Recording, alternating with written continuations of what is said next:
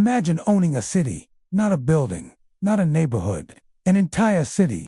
The airports, the ports, the hotels, the skyline, all of it. Every square mile, every skyscraper, every artificial island, built from nothing but sand and ambition.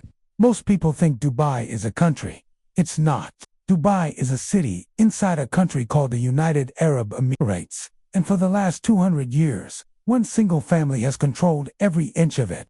Their name is Al Maktoum, and what they've built isn't just a government. It's something history has never quite seen before. A family business that happens to be a nation. Stay until the end of this video. The last chapter is the one that changes how you see the whole story. It might be the most important part of all. What city are you watching from? Write it in the comments. And if you're new here, subscribe, like, and share this video. It helps a lot more than you can imagine.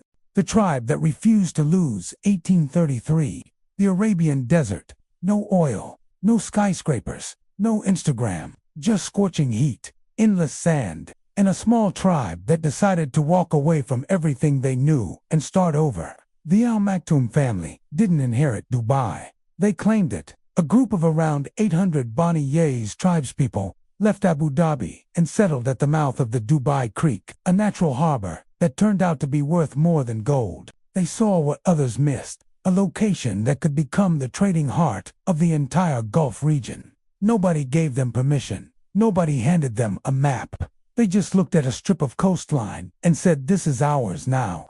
That decision, made by people with no running water and no electricity, would eventually produce one of the wealthiest ruling dynasties in human history.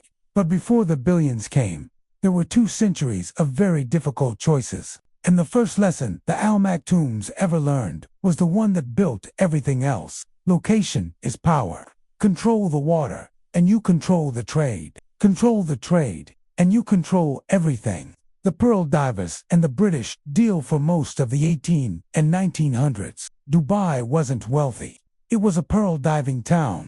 Hundreds of men would dive into the Gulf every day, no oxygen tanks, no equipment, just their lungs and desperation, pulling oysters from the seafloor and hoping one of them contained a pearl worth selling. It was brutal, dangerous work, and it made Dubai modestly prosperous. Until 1930, when Japan introduced cultured pearls, artificial ones, and the entire Gulf pearl industry collapsed overnight. Just like that, Dubai's main source of income was gone. Sheikh Said Al Maktoum, who ruled at the time, made a move that defined the family's style forever.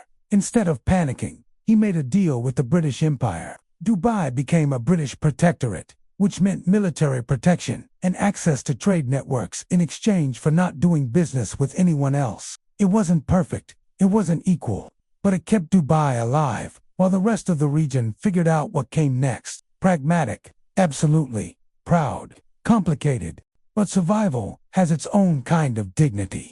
The oil, that wasn't enough. 1966 oil was discovered in Dubai.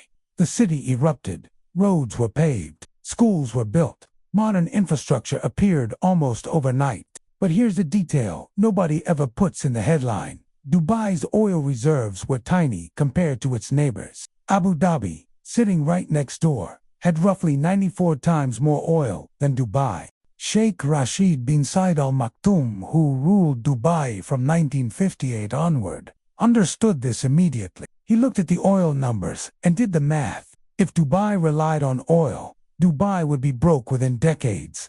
That was a fact, not a fear. So he made a decision that seems obvious now, but was almost insane at the time. He decided to use the oil money to build everything else. Infrastructure, trade, tourism, free zones where foreign companies could operate without local partners. He was building a city designed to function after the oil ran out.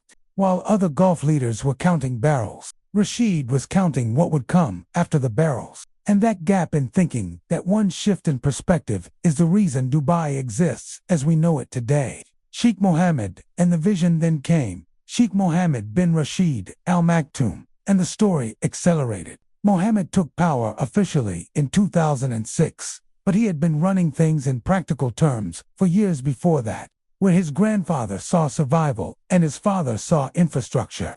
Mohammed saw something larger, spectacle. Brand, global relevance. He commissioned the Burj Al Arab, the hotel shaped like a sail, that became the symbol of Dubai's ambition, before Dubai had any real reason to build something that extravagant. He launched Emirates Airlines with a loan of $10 million, built it into one of the largest carriers on earth, and turned Dubai International Airport into the busiest international airport in the world. He created the Palm Jumeirah man-made islands, shaped like palm trees, visible from space, just to prove a point about what money and will could accomplish. But here's the part that gets overlooked. Mohammed isn't just a ruler. He's the chairman of the holding company. He wrote a book called My Vision, where he describes running Dubai like a corporation.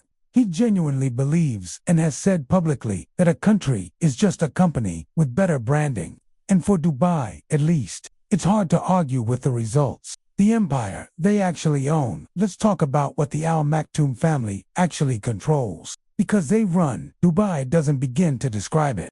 Dubai Holding is the royal family's personal investment vehicle, a conglomerate that owns real estate, hospitality, media, and telecom assets worth hundreds of billions of dollars. Investment Corporation of Dubai manages the government's sovereign wealth and stakes in global companies. DP World, a port operator controlled by Dubai, handles roughly 10% of all global container trade. Think about that.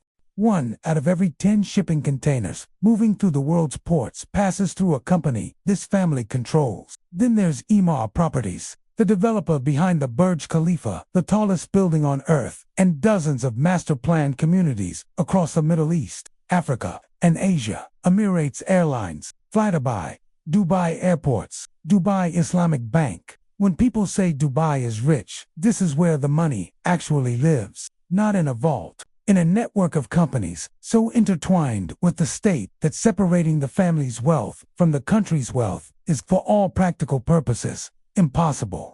The cracks in the golden facade. Here's the part the tourism brochure skips. In 2019, Sheikh Mohammed's daughter, Latifa, attempted to flee Dubai by boat. She was intercepted in international waters. She later released videos filmed in secret describing life inside the royal palace as a prison. The videos reached the United Nations. International pressure mounted. Dubai's response was a photo of Latifa smiling at a restaurant in Dubai, released without context, without her speaking, without any independent verification. The UN said it wasn't enough. There's also the case of Sheikha Haya Mohammed's sixth wife, a Jordanian princess who fled to London in 2019 and was granted asylum.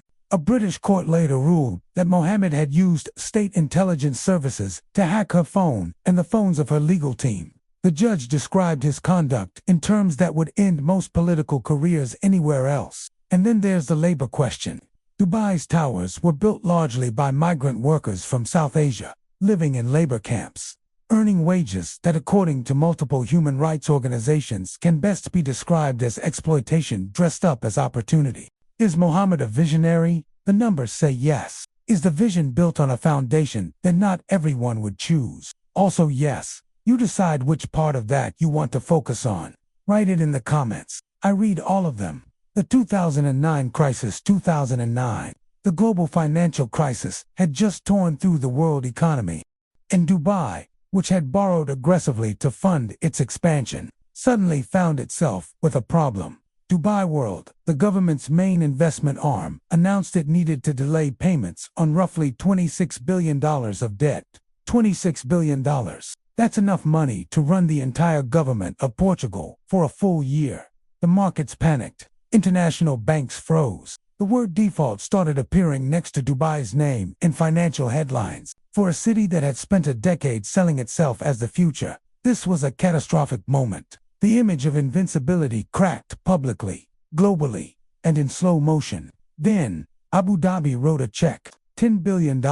Quiet, unconditional, no press conference. Dubai was saved, but the message was clear. The UAE's wealthiest emirate had just demonstrated, in the most direct way possible, who the senior partner in this relationship really was. Dubai recovered. It came back stronger. But it came back with a very clear understanding of where its limits were, how they kept the power. There were no elections in Dubai, no opposition parties, no free press in the traditional sense. The Al Maktoum family rules by decree. and the legal system reflects that reality directly. And yet satisfaction surveys in Dubai consistently rank among the highest in the world. People who live there, including the millions of expatriates, who make up roughly 90% of the population, largely report feeling safe, clean, efficient services, and economic opportunity. That's not propaganda. It's genuinely what most residents say when asked. The Al Maktoum model is essentially a trade. You give up political voice, and in exchange you get security, prosperity, and one of the best strong urban environments on earth. For a huge number of people, especially those coming from countries where political voice exists but nothing else works, that trade feels entirely reasonable. Whether it should be acceptable as a permanent arrangement is a different question. But understanding why it persists isn't complicated. It works, and for most people living inside it, the alternative doesn't look better. That's not an endorsement. It's just the uncomfortable truth about how power actually maintains itself. The next generation, Sheikh Hamdan bin Mohammed Al Maktoum, known publicly as Faiza, is Mohammed's son and the Crown Prince of Dubai. He's also one of the most followed people on Instagram in the Arab world, with a personal brand built on skydiving, horseback riding, poetry, and luxury that makes most influencers look like they're trying too hard. Hamdan is being prepared for leadership in a way that mixes traditional Gulf succession with something very modern, personal brand management. He's visible, charming, and extremely strategic about his public image. He represents the next version of what the Al Maktoum style looks like when filtered through social media and global PR. But the real question about the next generation isn't which son takes over. It's whether the model itself survives the transition. Mohammed built Dubai for an era of oil, trade, and physical infrastructure. The next few decades will be built on artificial intelligence, digital finance, and economic models that nobody has fully figured out yet.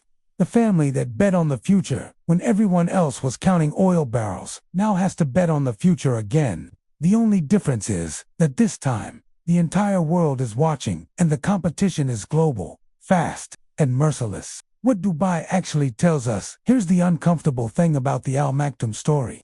It works, not perfectly, not without contradictions, not without things that would be completely unacceptable in a democratic society, but by the metrics the family chose: economic growth, global recognition, urban infrastructure, financial diversification. The results are, objectively, extraordinary. A family of 800 desert tribespeople walked onto a coastline 200 years ago with nothing but a strategic instinct. Today, that coastline is home to over 3 million people, a GDP in the hundreds of billions, and a brand so powerful that the city itself has become a product. The question Dubai raises isn't really about Dubai.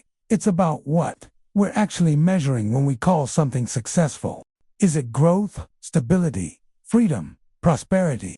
Because depending on which metric you choose, the Al Maktoum family is either one of the greatest success stories in modern history or proof that the price of a certain kind of success is a certain kind of silence. The answer isn't clean. It never is when real power is involved. If this video made you see Dubai differently, next week we're covering the family that owns Saudi Arabia's future, the Al Saud dynasty, Vision 2030, and the man rewriting an entire kingdom from scratch. If you don't want to miss it, subscribe. It drops this week. See you in the next one.